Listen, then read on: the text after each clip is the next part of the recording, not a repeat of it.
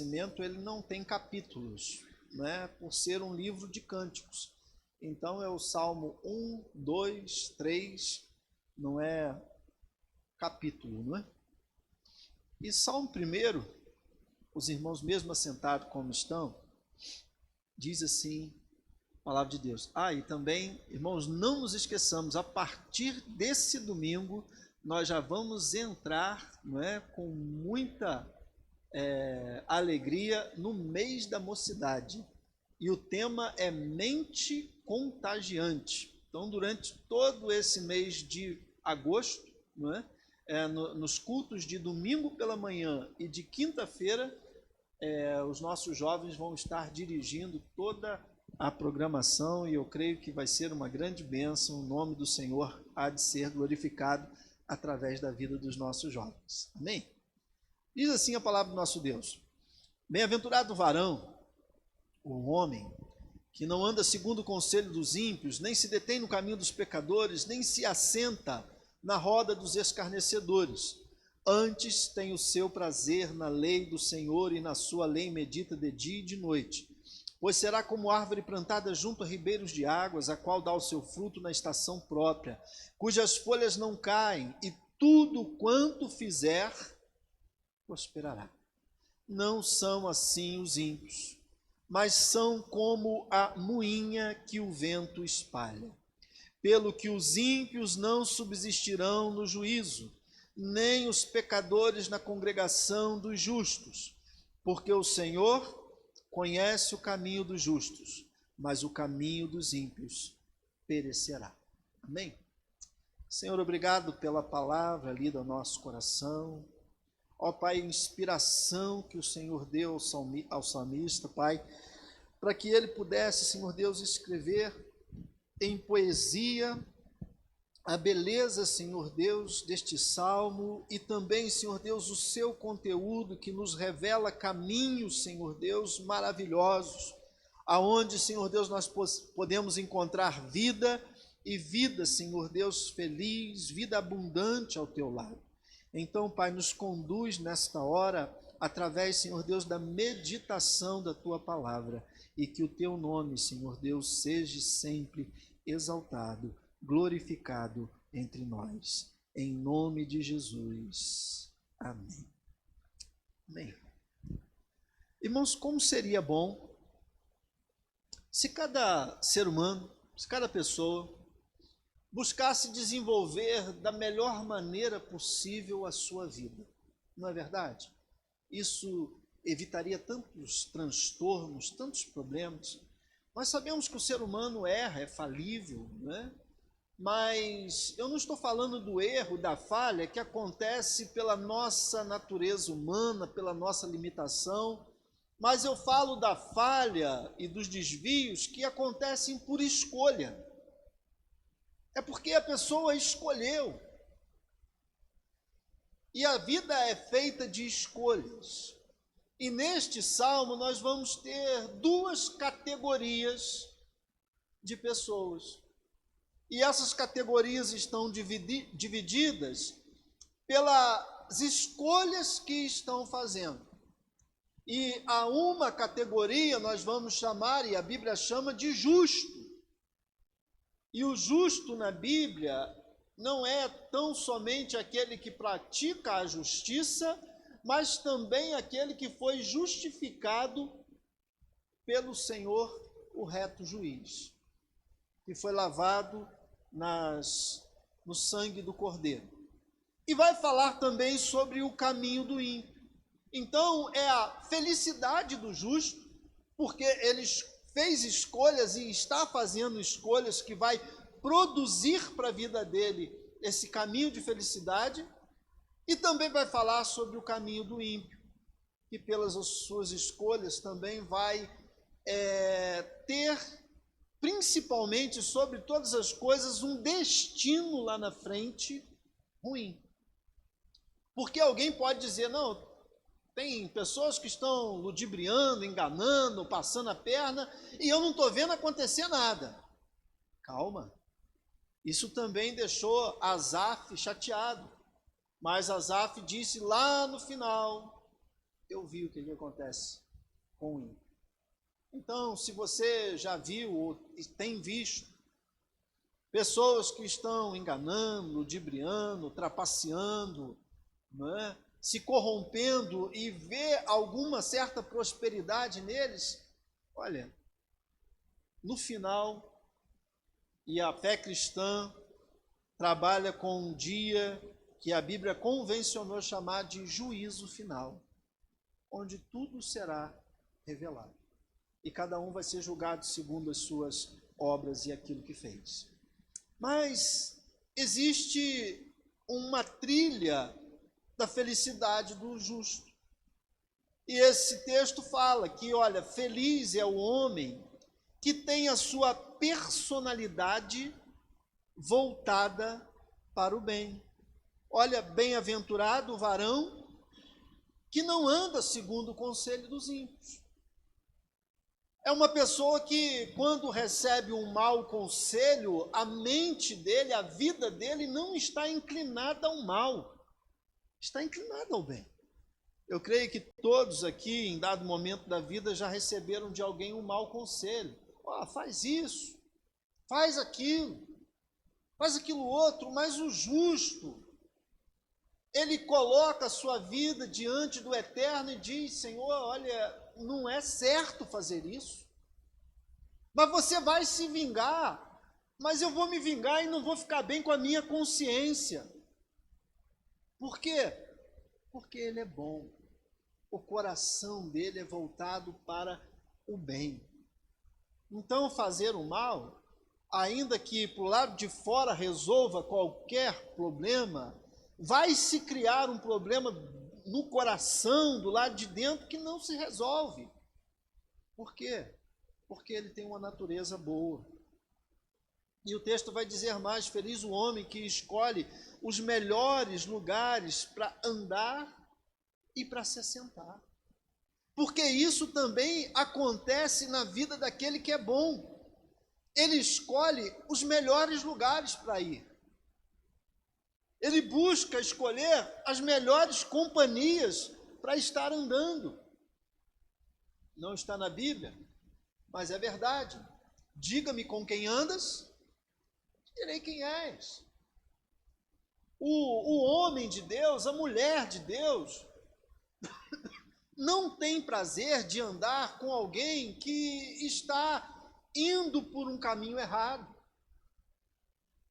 Ainda que seja alguma coisa que a pessoa goste de fazer. Não, eu gosto de jogar futebol, mas olha, eu não estou me sentindo bem.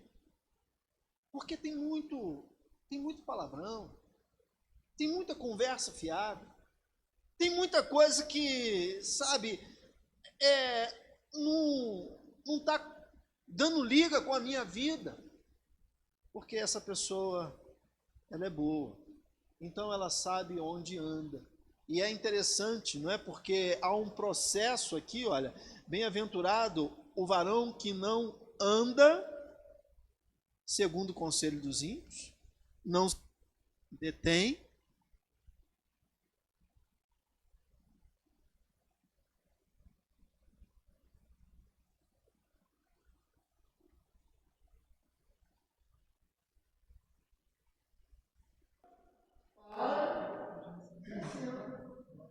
o ímpio faz isso toda hora, mas o cristão não vai fazer, ele não vai.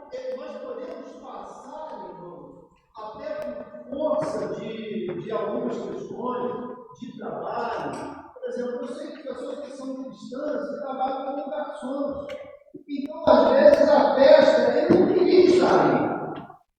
Aquilo não está fazendo bem para ele, mas ele tem que levar o pão de cada dia dentro de casa.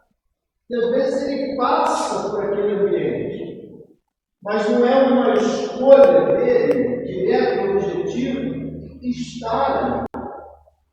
Porque o servo de Deus, ele não tem prazer em andar em certos lugares, em frequentar certos ambientes, e sobre todas as coisas, estar em algumas companhias.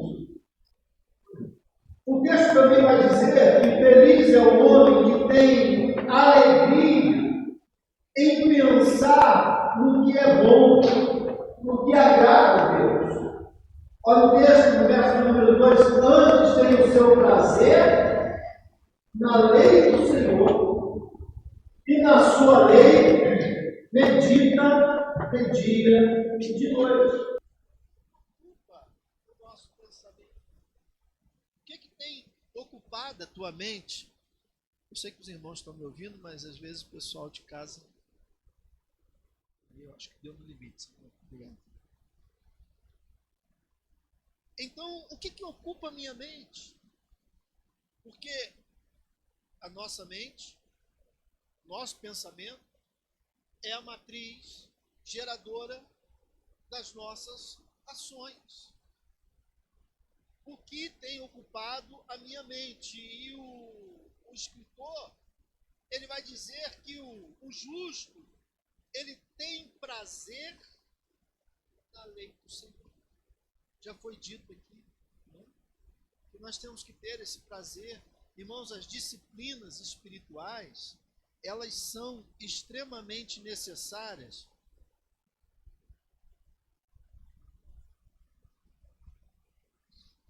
As disciplinas espirituais, elas são extremamente necessárias à vida do cristão.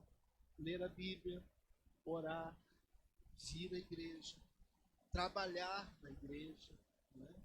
Se você fica feliz de vir, amém, glória a Deus, mas tem pessoas que querem somar também no trabalho, vir e se engajar. Agora diz mais: feliz é o homem que tem raízes profundas, porque ele vai dizer, pois será como árvore plantada junto a ribeiros de águas. Uma árvore que está plantada junto a ribeiros de água, ela tem que ter raízes profundas, porque senão na primeira vez que a maré subir, leva embora. Então é necessário, irmãos, nós estamos vivendo um tempo onde as raízes, principalmente na fé cristã, elas estão muito rasas. Eu estava também conversando com o pastor Sandro aqui antes de começar. Eu sou de um tempo onde a maioria dos crentes, eles amavam a Jesus, sem dúvida alguma, mas eles também tinham um apreço e um carinho e um amor pela igreja local, pela igreja onde se converteram, onde chegaram para somar no reino de Deus.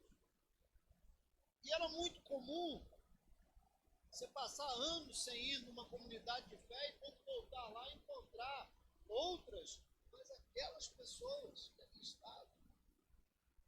Isso é raiz, isso daí é estar plantado. Tem um livro que eu li ele na minha adolescência, foi um dos primeiros livros que eu li na minha vida. Floresça onde você está plantado. Aonde o Senhor te colocou, floresça. Raízes profundas. Feliz é o homem que está perto da fonte das águas vivas. É o que diz, e ele continua, o qual dá o seu fruto na estação própria, está junto ao ribeiro de água. Irmão, Jesus, ele disse, eu sou a água. Jesus tem que permear nossas ações, direcionar a nossa vida, é o norte da nossa alma. E vai dizer mais, feliz é o homem que tem uma vida frutífera. Como é que a gente conhece uma árvore? Pelos frutos.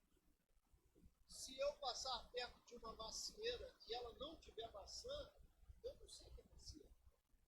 Se eu passar perto de uma árvore de pêssego e não tiver pêssego, eu não sei se é uma pessegueira. Eu sei que alguns irmãos talvez conheçam, mas a maioria não conhece. Como é que a gente conhece?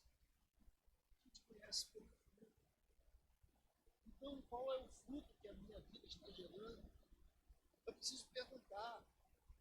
Porque o homem, o justo, o bem-aventurado do texto, é esse que a vida produz frutos. E ele vai dizer mais: feliz é o homem que a beleza da sua vida é real, por isso anda em prosperidade. Vai dizer, olha, cujas folhas não caem e tudo quanto fizer prosperará. Então, irmãos, a beleza é real.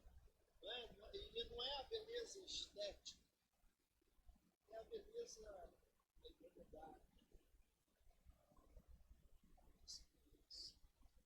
Sabe, os propósitos que foram abraçados serem cumpridos. Na vida, irmãos, a gente vai fazendo, sabe? A gente vai se comprometendo. Eu estava pensando, e agora estou começando novamente com a classe discipulada, e uma das primeiras abordagens que nós fazemos é do Pacto das Igrejas Batistas. A denominação batista, ela tem 3 documentos oficiais. É a Declaração Doutrinária, são os princípios batistas e é o Pacto das Igrejas Batistas. O Pacto das Igrejas Batistas é o menor, é aquele que vem atrás do seu certificado de batismo. E ali, irmãos, nós assumimos uma posição de compromisso.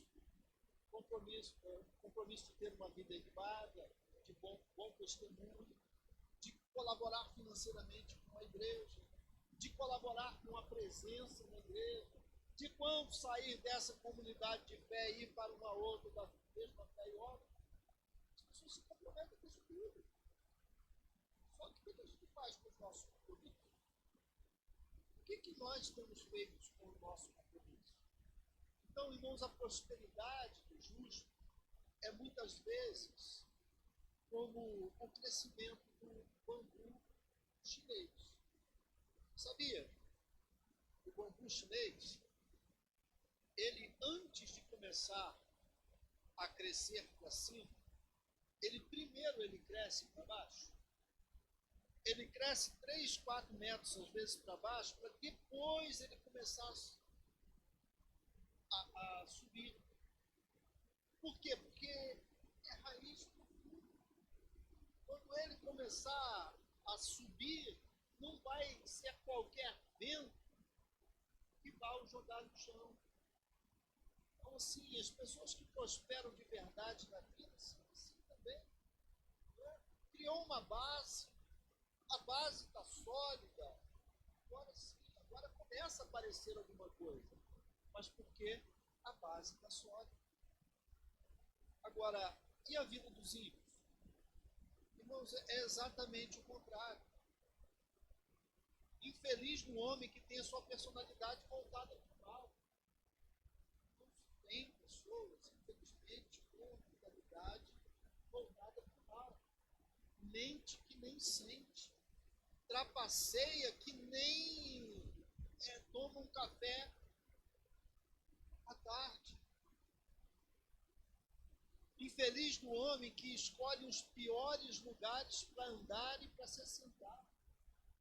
Porque se tem ambiente que para nós, cristãos, servos de Deus, não faz bem, irmãos, para o ímpio, esse ambiente aqui, ele é horrível. Lembra do diálogo de Jesus com Nicodemos? E a condenação é esta: que eles não vêm para a luz a fim de que as suas obras não sejam reveladas. O que se fala geralmente na igreja, irmãos? Contra mentira. O mentiroso não vai se sentir bem aqui. Contra o adultério, o adúltero não vai se sentir bem aqui. Então, aqui é um lugar de confronto. E o ímpio, ele não quer isso.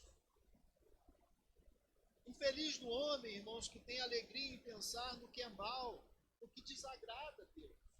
Porque se o justo ocupa o seu pensamento com aquilo que é bom, o ímpio, ele está o tempo todo ocupando o seu pensamento com aquilo que é mal, com aquilo que desagrada a Deus. Infeliz do homem que não possui raízes, pois sua vida não tem alicerce. Então é assim. Nós temos notícia disso. O camarada está no 6º casamento. O sétimo relacionamento. Não tem raiz, não como diriam os antigos, não sustenta em pé o que falou sentado. Infeliz do homem, irmãos, que está longe das fontes da água viva. Está longe de Jesus. Longe dos valores do reino. Infeliz o homem que tem uma vida infrutífera, ou os frutos são ruins. Porque tem esses dois tipos de pessoas. Pessoas que não têm fruto nenhum. E os frutos são ruins. Infeliz o homem, irmãos, cuja vida não existe beleza, ou a beleza é falsa e por isso não há prosperidade, ou então há uma falsa prosperidade. A Bíblia, irmãos, diz que Deus conhece tanto um quanto o outro. Deus conhece o caminho do justo e Deus conhece o caminho do ímpio. Deus conhece o que a vida do justo está produzindo e Deus conhece o que a vida do ímpio está produzindo. Qual é nosso desafio, irmãos? É se enquadrar dentro da vida ou das características que tem a vida desse homem que é bem-aventurado. Bem-aventurado quer dizer feliz. Não tem a ver com dinheiro, não tem a ver com bens materiais, tem a ver com escolhas, com aquilo que está dentro, está no coração, com os valores que eu resolvi abraçar para mim. E como eu disse, irmãos, olha como a vida seria maravilhosa se cada um de nós, da melhor maneira possível, fizesse não somente uma parte. Não é a parte boa. Pastor, não veio tanta gente no culto de quinta-feira. Eu sei, mas olha, você veio. Você está fazendo a sua parte. E glória a Deus por isso. Porque o Senhor é galardoador daqueles que o buscam. E isso, irmãos, é maravilhoso, porque a fé cristã, ela não depende do outro necessariamente para acontecer. Depende da minha predisposição em fazer a vontade de Deus. Mas pode ter certeza, você não está sozinho nessa tarefa. Elias, um grande homem de Deus, ele achou que estava sozinho. Senhor, não tem mais ninguém, todos se dobraram a Baal, a Acera, só eu fiquei. E aí Deus disse, não, Elias, existem 7.000 joelhos que não se dobraram a Baal. A fé cristã, irmãos, ainda que seja a fé individual, ela não é solitária, porque o Espírito Santo de Deus tem ministrado e falado a tantos corações. E louvado seja Deus por isso. Amém? Eu queria te convidar a falar com Deus nesse momento. E nessa oração, você, mais uma vez, dizer, Senhor, muito obrigado, Pai, porque a fé cristã depende da minha predisposição de fazer a tua vontade. Na minha predisposição, Senhor Deus, de não andar no caminho dos ímpios, não se deter no caminho dos pecadores, nem a roda dos escarnecedores. A fé cristã, Senhor Deus, depende de ter prazer na tua lei, e na tua lei meditar de dia e de noite. A fé cristã, Senhor Deus, tem como desdobramento estar junto às fontes de água. A fé cristã tem como desdobramento dar fruto na estação própria. A fé cristã tem como desdobramento, Senhor Deus, prosperidade. Ver a família ajustada, ver os filhos bem encaminhados, ver, Senhor Deus, a vida, Senhor Deus, fluindo e fluindo na tua direção. Obrigado, Senhor Deus, pela comunidade de fé que é a igreja. Porque, Senhor Deus, ela sinaliza o caminho, ela aponta a direção. Aqui, Senhor Deus, juntos buscamos um propósito comum, é adorar, louvar o teu nome e falar ao perdido que existe salvação, e a salvação está em se render ao Senhor e Salvador Jesus Cristo. Pai, abençoa cada um dos teus filhos que aqui esteve nessa noite, a noite fria, na verdade, Pai, onde, Senhor Deus, muitos ficaram detidos e retidos, Senhor Deus, pelo tempo, mas, Pai, aqui existem guerreiros, varões e varoas valorosas do Senhor, que escolheram, Senhor Deus, a boa parte, estar na tua casa. Pai, nós vamos sair daqui com o coração aquecidos, Pai, sabendo, Senhor Deus, que mais uma vez o Senhor falou conosco, e que mais uma vez, Senhor Deus, estivemos no melhor lugar que poderíamos estar, na casa do Senhor. E agora, Senhor, despede, guardado e abençoado por Ti o Teu povo, para uma noite de paz, Senhor Deus, e uma continuidade de semana vitoriosa. E que o amor eterno do Deus Pai, a graça e a misericórdia salvadora de Cristo Jesus, o nosso Senhor, a comunhão e a bendita consolação do Santo Espírito de Deus, repouse sobre a tua vida. Vá em paz e que o Senhor Jesus te abençoe. Amém.